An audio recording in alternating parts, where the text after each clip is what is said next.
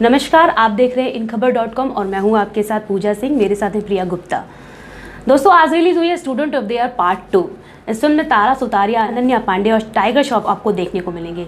उम्मीद जताई जा रही है कि ये फिल्म पहले दिन 15 से 16 करोड़ की कमाई कर सकती है। लेकिन इस बीच एक खबर आई है कि आदित्य सील, जिसने पुरानी जींस, नमस्ते इंग्लैंड जैसी फिल्मों में काम किया है, उन्होंने नेपोटिज्म पर एक बयान दिया है। जी हाँ, वही नेपोटिज्म जो बॉलीवुड में इस कदर छाया हुआ है कि सोनम कपूर से लेकर कंगना रनावत इस विषय पर अपनी बात खुलकर रखती हैं। इस बार उन्होंने कहा कि नेपोटिज्म आखिर एक बहस का विषय क्यों बनता जा रहा है।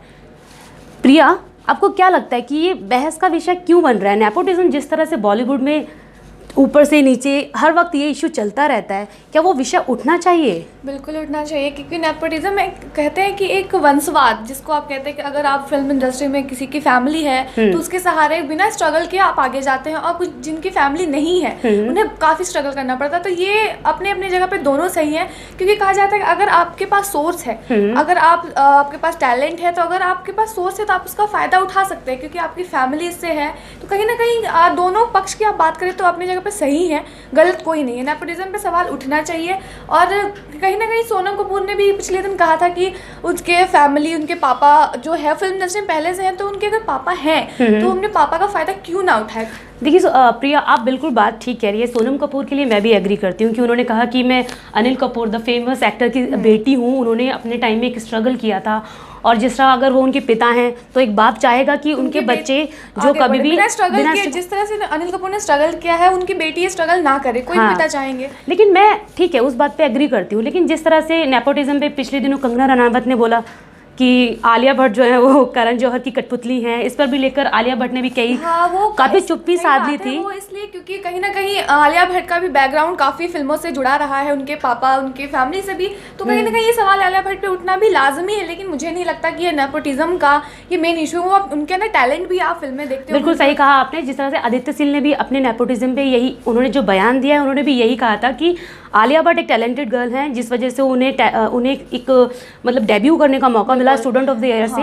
लेकिन साथ ही में उन्होंने ये भी कहा कि एक क्वेश्चन किया था जब उन्होंने अपनी इंटरव्यू में बताया, आदित्य सिल ने, उन्होंने कहा कि आलिया भट्ट को कंपेयर कर लो और जानवी कपूर को कंपेयर कर लीजिए। जिस तरह से करण जौहर ने जानवी कपूर, ईशान खट्टर को भी डेब्यू किया और वरुण धवन को भी लॉन्च किया, लेकिन आज टॉप पर कौन है? तो यही सवाल उन्होंने। आप अगर नेपोटिज्म के सहारे आप इंडस्ट्री में जा तो सकते हो, लेकिन आपके परफॉर्मेंस, आपके टैलेंट आपको आगे लेके जाएंगे। ये तो नेपोटिज्म जो मुद्दा बना दिया गया, एक इशू बना दिया गया, बहस का एक मुद्दा है, लेकिन ये कहीं ना कहीं आपको आगे लेके नहीं जाएगा। अच्छा, इससे पहले एक बात ये भी चल रही थी कि आदित्य सिल ने इससे पहले करण जौहर की फिल्मों में बिल्कुल काम नहीं किया, क्योंकि इन्होंने जब पुरानी जींस में काम किया, नमस्ते इंग्लैंड में काम किया, और जैसे कि आप जानते हैं तुम बिन 2 में भी उन्होंने अच्छा काम किया था नेहा शर्मा के साथ। लेकिन सवाल ये होता है कि इनका जो खास इंटरव्यू लिया गया है वो इसी मुद्दे पर लिया गया है कि इससे पहले इन्होंने करण जौहर की किसी भी फिल्म में काम क्यों नहीं किया। सवाल ये भी है, देखिए आप फिल्म उनकी देख चुके हैं, लेकिन फिल्म स्टूडेंट ऑफ द 2 में भी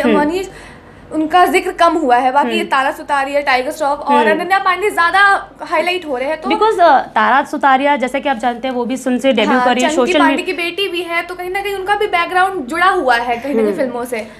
तो यानी सोशल मीडिया पे भी काफ़ी पहले से एक्टिव हैं। तो जिस तरह से इनकी जो अच्छी फोटोग्राफ्स होती हैं और एक्टिव रहती है, जिस वजह से ये रहता है कि हाँ, इनको लोग जानते हैं, इनके फॉलोवर्स हैं। लेकिन आदित्य सिल जो इतनी फिल्में कर चुके हैं उसके बावजूद भी उन्हें नहीं जानते। लेकिन इसी बात का उन्हें कहीं ना कहीं बुरा तो लगेगा, क्योंकि इतनी फिल्में होने के बावजूद भी वो हाईलाइट नहीं हो पा रहे हैं। लेकिन डायरेक्टली जब मैंने उनका इंटरव्यू पढ़ा प्रिया, जब एक चुप्पे हो सकता है कि साइलेंट तौर से उन्होंने करण जौहर को सपोर्ट किया कि नहीं, करण जौहर एक ऐसे टैलेंट को उतारते हैं फिल्म इंडस्ट्री में जो रियली में टैलेंटेड है। ये तो बात सही है, वो काफी दिनों से इस इंडस्ट्री में है। उन्होंने हम लोगों ने देखा भी है कि काफी अच्छे चेहरे सामने लेके आते हैं, तो कहीं ना कहीं एक मौका देते हैं वो सबको। अगर आपके अंदर टैलेंट है तो आपको वो मौका दे रहे हैं। लेकिन प्रिया, मैं यहाँ टोकना चाहूंगी इस तरह से, लेकिन हम अपना व्यू नहीं रख सकते कि वो नेपोटिज्म में सही करते हैं या गलत, क्योंकि एक बहुत बड़ा मुद्दा है। इस पे ना ही हम पक्ष में एक बात रख सकते हैं, ना विपक्ष में बात रख सकते हैं। हम सिमिलर होकर चल सकते हैं। इस पर हर किसी की अलग अलग राय हो सकती है। आपकी क्या राय है नेपोटिज्म विषय पर? आप भी हमें लिख सकते हैं InKhabar.com पर। देखते रहिए, सब्सक्राइब कीजिए। धन्यवाद।